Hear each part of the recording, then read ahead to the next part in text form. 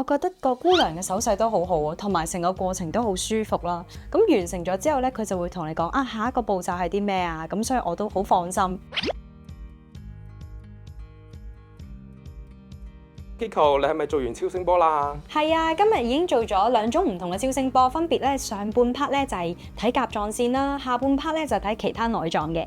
做完體檢咯，你覺得今日整體嚟講點樣啊？我覺得個環境好靚啦，帶大家睇下個海景先。哇！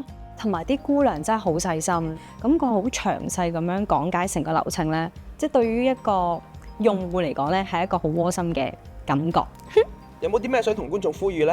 啊，咁呢樣嘢真係好需要喎！有好多疾病咧，你當初咧就唔察覺，又覺得啊自己好後生，唔會嘅，唔會係我嘅。咁但係有好多病咧，而家都年輕化咗，所以每年做一次 body check 係好緊要嘅。